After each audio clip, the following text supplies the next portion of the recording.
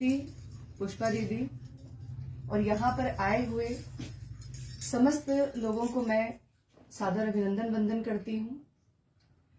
बात यहाँ पर आज अभिमन्यु सर की एक पुस्तक का विमोचन हुआ है, आस।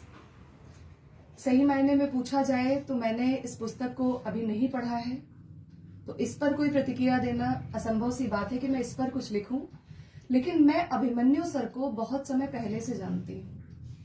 ये एक इस पुस्तक के माध्यम से जुड़ाव नहीं है, बहुत समय पहले से मैं जानती हूँ। मैं पाकर गांव तिलोई में केंद्राध्यक्ष बनकर, परीक्षा नियंत्रक बनकर जब जाया करती थी तो सर वहां पर प्रोफेसर थे और वहां पर मैं इनसे मिली। बहुत ही मिलनसार स्वभाव और बहुत ही एक अलग सा व्यक्तित्व और इनकी एक अलग सी छाप पड़ती थी। किसी से ज्यादा बोलना, बातचीत बहुत कम करते थे। कभी कभी बड़ा मुश्किल हो जाता था इनके व्यक्तित्व के बारे में कुछ आकलन करना कि आखिर सर है कैसे। कभी कभी बातों के माध्यम से पता चला, आप शायद इनकी एक खूबी से और वाकिफ हैं या नहीं मुझे नहीं पता है, सर यूट्यूब पे बहुत अच्छी एक्टिंग भी करते हैं, बहुत बढ़िया उस पे भी करते हैं और जो एक प्रतिभा है उसकी छाप बिल्कुल साफ दिखाई पड़ती है इनके यूट्यूब चैनल पे भी। इन्होंने ये आज से लिखना नहीं इन्होंने शुरू किया, बहुत पहले से ये लिखते आ रहे हैं। अब इन्होंने सोच समझकर एक बहुत बड़ा ही निर्णय लिया कि मुझे अपनी पुस्तक लानी चाहिए और ये आस लेकर आए हैं। प्रत्येक व्यक्ति का जीवन एक आस पर ही टिका होता है। व्यक्ति अपने भविष्य में क्या करेगा ये केवल उसकी आस तय करती है। वो मेहनत करता है, वो अपने श्रमसाध्य से सिद्ध करता है कि वो सफल है, किंतु एक आस के बलबूते ही वो कर पाता है। भगवान से भी हम क्या लगाते हैं? आस लगाते हैं, अर्जी लगाते हैं कि हमारे कार्य सभी पूर्ण हो।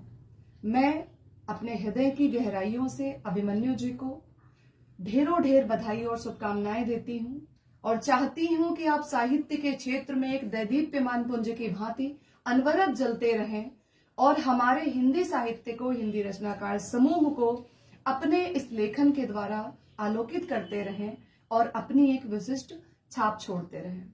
पुष्पा दीदी की कविता, माफी चाहूंगी, पुष्पा दीदी की पुस्तक में एक मेरी बहुत ही ज्यादा पसंदीदा पंक्तियां हैं।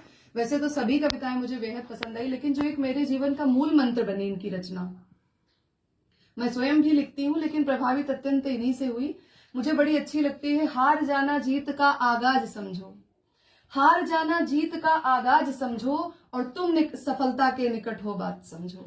कभी कभी व्यक्ति अपना ही अवलोकन नहीं कर पाता है और उसे लगता है कि हम बहुत ही अब पीछे रह गए हैं, आगे नहीं बढ़ सकते, लेकिन ऐसा नहीं होता। जब भी आप जागिए तभी सवेरा होता है। अभिमन्यु जी, आपने बहुत अच्छा कार्य किया और आप आगे भी निरंतर करते रहें, ऐसी मैं आशा करती हूँ। और मैं बस इतना ही बोलना चाहूंगी, क्योंकि सबसे पहले मैं आप सभी से माफी मांगूंगी, बहुत विलंब हो गया आने में। मैं 10 बजे से आलमबाग में खड़ी हूँ, कोई बस नहीं मिली।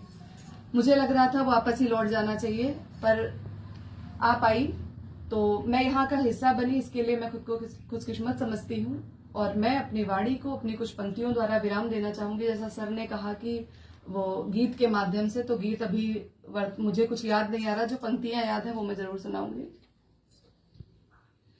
जिंदगी शर्तों की मोहताज नहीं होती है, जिंदगी शर्तों की मोहताज नहीं होती है, दिल जो रोता है तो आवाज नहीं होती है, दिल जो रोता है तो आवाज नहीं होती है, मुझसे रूठे हैं ये खुद गर्ज जमाने वाले, मुझसे रूठे हैं ये खुद गर्ज जमाने वाले, एक मेरी माँ है जो नाराज नहीं होती है, एक मेरी माँ है जो नाराज नहीं होती है, जिंदगी शर्तों की मोहताज नहीं होती है। क्या बात। और मेरी अंतिम और अग्रिम पंक्तियां हैं। आज मैं आई अभ्यर्थना के लिए, आज मैं आई अभ्यर्थना के लिए, कुछ सुमन लाई हूँ वंदना के लिए, कुछ सुमन वंदना के लिए। प्रार्थना इतनी जनता जनार्दन से है कि कुछ दुआ कीजिए कल्पना के लिए, कुछ दुआ कीजिए कल्पना के लिए।